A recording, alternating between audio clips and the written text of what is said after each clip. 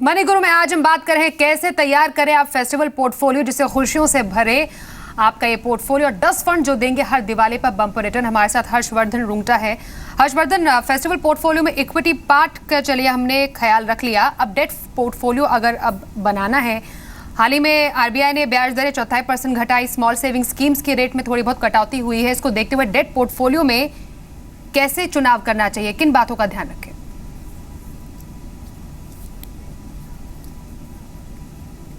Swati, date portfolio के लिए आपके पास दो तरीके के प्रोडक्ट्स होते हैं जैसे मैंने बताया। एक है कि आप अगर बैंक की फिक्स डिपॉजिट या पीपीएफ या पोस्ट ऑफिस के डिपॉजिट्स करते हैं तो आपको पहले से पता होता है कि आपको कितना ब्याज मिलेगा, इंटरेस्ट कितना मिलेगा, वो आपको पहले ही बता दिया जाता है। तो बैंक एफडी में मान लीजिए 7.5 से 8% होगा, पीपीएफ 8% है, पोस्ट ऑफिस एमआईएस की जो या स्कीम्स हैं या किसान विकास पत्र है या कोई भी ऐसी स्कीम्स है, टाइम डिपॉजिट्स हैं, उनमें आपको पहले से पता होता है कि इंटरेस्ट रेट कितना मिलेगा। तो ये एक तरह के डेट प्रोडक्ट्स हो गए। दूसरा डेट प्रोडक्ट जो होता है वो ऐसा है कि जिसमें फ्लोटिंग रेट होता है, आपको पहले से मालूम नहीं होता है कि आपको कितना रिटर्न मिलेगा, लेकिन आप एक अनुमान लगाते हैं पास्ट रिकॉर्ड देख के, जो प्रोडक्ट में जिसमें निवेश किया जा रहा है उस किस प्रकार के इन्वेस्टमेंट्स होने वाले हैं, किस प्रकार के कॉर्पोरेट पेपर्स होने वाले हैं या बैंक सीडीज होने वाली हैं, उस बेसिस पे आप एक अनुमान लगा सकते हैं कि आपको आगे जाते हुए कितना रिटर्न्स मिल सकता है। सो ये दोनों तरह के प्रोडक्ट्स हैं। जो हम फ्लोटिंग रेट की बात कर रहे हैं उसमें अगर इंटरेस्ट रेट मार्केट में घटता है तो आपको काफ़ी अच्छी प्रॉफिट होती है, और फिक्स रिटर्न जो है जिसमें फिक्स डिपॉजिट की तरह है उसमें ब्याज दर कुछ भी हो आपको उतना ही फिक्स्ड इंटरेस्ट रेट मिलने वाला है। सो कोई भी निवेशक है वो एक स्प्लिट कर सकते हैं अपने डेट पोर्टफोलियो को, थोड़ा अमाउंट वो फिक्स रिटर्न में डाल सकते हैं और थोड़ा अमाउंट वो फ्लोटिंग रेट में करें। ये डिपेंड करेगा उनका टोटल कॉर्पस कितना है, उनकी रिक्वायरमेंट कैसी है। सो अगर हम फिक्स डिपॉजिट्स की बात करें वो तो आपके पास बैंक का पूरा कंपैरिजन मिल जाता है। जो हम फ्लोटिंग रेट की बात करें, म्यूचुअल फंड की डेट स्कीम्स की बात कर रहे हैं, उसमें आपको देखना है कि अगर पैसे आपको मान लीजिए 6 महीना या 1 साल के अंदर चाहिए तो आप एक अलग टाइप की स्कीम्स में करेंगे। आपको अगर थोड़े लंबे अवधि के लिए रखना है तो उसमें भी अलग टाइप की स्कीम्स होती हैं। तो शॉर्ट टर्म जो इमरजेंसी रिक्वायरमेंट्स हैं उसका अगर आप कॉर्पस बना के रखते हैं तो उनके लिए आप शॉर्ट टर्म फंड्स में पैसे निवेश कर सकते हैं। और उसमें Birla Sun Life short term fund and HDFC short term fund आप वो सिलेक्ट कर सकते हैं। इनका टिपिकल होराइजन 1 ईयर के आसपास रहेगा। अगर आपको लंबी अवधि के लिए डेट फंड में निवेश करना है so Birla dynamic bond fund and ICICI Prudential dynamic bond fund, इसमें आप अपना पैसे जो है वो 2-3 साल के ऊपर भी आप इसमें डेट में एलोकेट करके रख सकते हैं। और पिछले रिटर्न के हिसाब से आपको थोड़ा बहुत इसमें कंपैरिजन करने में और अपने लिए कोई अच्छा फंड चुनने में, डेट डायनेमिक फंड जो बताए हैं और डेट शॉर्ट टर्म फंड जो हर्षवर्धन ने बताए हैं, वो आपके लिए आसानी होगी कि आपको अपने पोर्टफोलियो में कौन सा डेट फंड चूज करना है जिससे कि आपका जो पोर्टफोलियो है आने वाले टाइम में और मोस्ट इंपॉर्टेंटली आने वाले फेस्टिवल के लिए ज़्यादा से ज़्यादा रिटर्न जनरेट करे। ये तो बात हुई डेफिनेटली हर्षवर्धन की इक्विटी और डेट का जो एक्सपोजर या एलोकेशन है कितना एक फंड में होना चाहिए to make a portfolio festival portfolio. लेकिन अगर गोल्ड में निवेश करना है तो गोल्ड में निवेश, वैसे भी त्योहार के टाइम में तो गोल्ड और भी ज़्यादा सुनहरा लगने लगता है, तो गोल्ड में निवेश करने के लिए कैसी स्कीम्स का चुनाव करना चाहिए?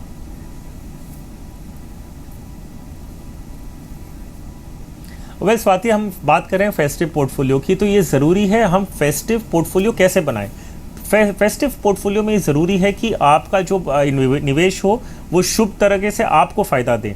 सो आपको फ़ायदा देने के लिए हमने देख लिया एसेट एलोकेशन कैसे किया जाता है और आपके लिए सूटेबल क्या होता है, उस बेसिस पे आप अपना पोर्टफोलियो बनाएंगे, ना कि ये देखते हुए कि मार्केट में कौन सी स्कीम अच्छी चल रही है। मार्केट में कुछ भी अच्छा हो सकता है लेकिन आपके अगर पोर्टफोलियो में फिट नहीं होता है तो आप उसमें निवेश नहीं करेंगे। अब बात आती है गोल्ड की। हमने देखा है कि गोल्ड का जो एक्चुअली लुभाव है इंडियंस में तो वो बहुत ज़्यादा है और रियल एस्टेट और गोल्ड पोर्टफोलियो का एक बहुत बड़ा हिस्सा बन के रहता है, हालांकि ऐसा होना नहीं चाहिए। सो हम ये रेकमेंड करते हैं कि आपका जो भी पोर्टफोलियो बनता है निवेश के हिसाब से, अगर आप कोई ज्वेलरी बना के हैं जो सेल्फ कंजम्पशन के लिए है वो निवेश में काउंट नहीं होती है। ये निवेश की बात कर रहे हैं तो हम प्योर इन्वेस्टमेंट बेसिस पे कर रहे हैं कि आगे जाते हुए अगर ज़रूरत पड़े तो आप उसे बेच भी सकते हैं। ज्वेलरी यूजुअली बेची नहीं जाती।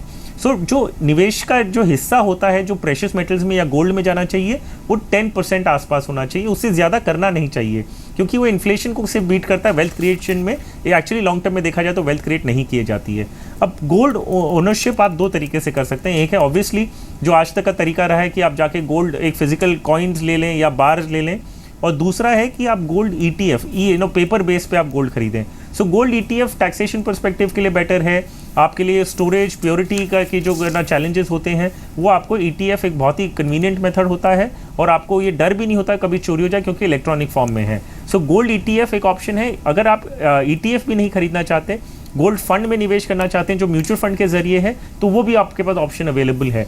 सो पेपर फॉर्म में आप जैसे गोल्ड खरीद सकते हैं, उनमें 2 स्कीम्स में आपको नाम दे सकता हूँ।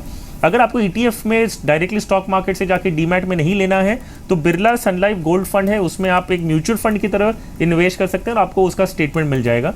अगर आप ETF लेना चाहते हैं तो गोल्डमैन सैक्स का जो बीज है, जो गोल्ड ETF है, वो आप मार्केट से डायरेक्टली ब्रोकर के थ्रू स्टॉक एक्सचेंज से खरीद सकते हैं।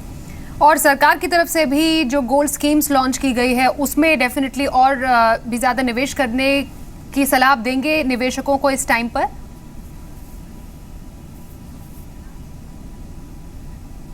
ये एब्सोल्युटली जो सॉवरिन गोल्ड फंड्स हैं, एक्चुअली वो बहुत ही बेहतर तरीका है, लेकिन क्या होता है कि उसमें थोड़े सेलिंग के रिस्ट्रिक्शंस आपको मार्केट में आके बेचने हैं।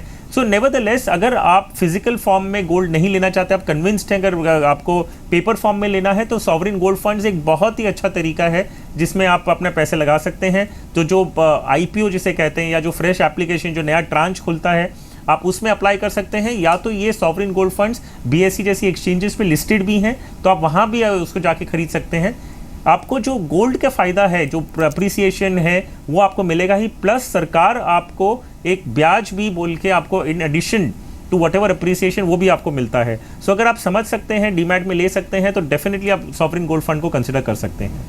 ऑलराइट, इनफैक्ट मैं एक्चुअली थोड़ा सा डेट फंड की तरफ फिर से आना चाहूँगी हर्षवर्धन, क्योंकि आपने डेट शॉर्ट टर्म फंड्स के बारे में बताया, लेकिन डेट डायनेमिक फंड्स में भी अगर एक्सपोजर की अगर बात करें, तो वो कैसे किसी को ज़्यादा अच्छा रिटर्न दे सकता है?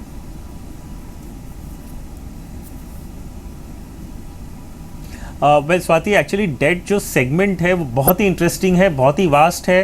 कम बात की गई है इस पे, तो अवेयरनेस कम है। लेकिन अगर हम देखें, अगर आप रिटर्न्स पे अगर कंपेयर करें, क्योंकि फ्लोटिंग रेट होता है, एक फिक्स्ड अनुमान नहीं रहता है कि आपको कितना पैसा मिलेगा, तो इसीलिए निवेशक थोड़ा डरते हैं इसमें निवेश करने से पहले। लेकिन अगर हम रिटर्न्स भी अगर कंपेयर करें, जो शॉर्ट टर्म फंड्स के रिटर्न्स लास्ट 1 ईयर या 3 ईयर्स का भी देखें, सो 9 to 10% आसपास रहा है।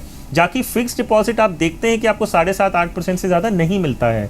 अगर आप 3 साल के ऊपर निवेश करके रखते हैं, तो आपको लॉन्ग टर्म कैपिटल गेन्स का बेनिफिट मिलता है, जिसमें आप इंडेक्सेशन बेनिफिट लेके टैक्स भर सकते हैं। सो जो टैक्स इंसिडेंस है वो काफ़ी कम हो जाता है।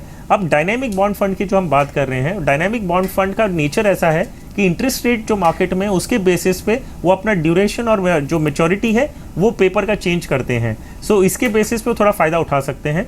थोड़ा टेक्निकल है, तो शायद कुछ फंड जो आप रेकमेंड कर सकते हैं डिटेल में समझाना मुश्किल होगा एज ऑफ नाउ। लेकिन dynamic bond fund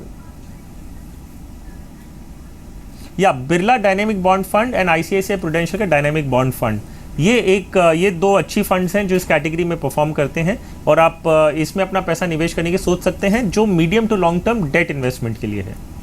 alright, thank you so much Harshvardhan, हमारे साथ आज के मनी गुरु स्पेशल में जुड़ने के लिए और दर्शकों के लिए एक फेस्टिवल पोर्टफोलियो डिजाइन करने के लिए। डेफिनेटली अब तक आपने अपना पोर्टफोलियो सेट नहीं किया है, तो आज ही सही मौका है अपने लिए आगे आने वाले फेस्टिवल्स को और भी ज्यादा शुभ लाभ देने वाला बनाने का। बहुत शुक्रिया हमारे साथ जुड़ने के लिए। मनी गुरु में आज के लिए बस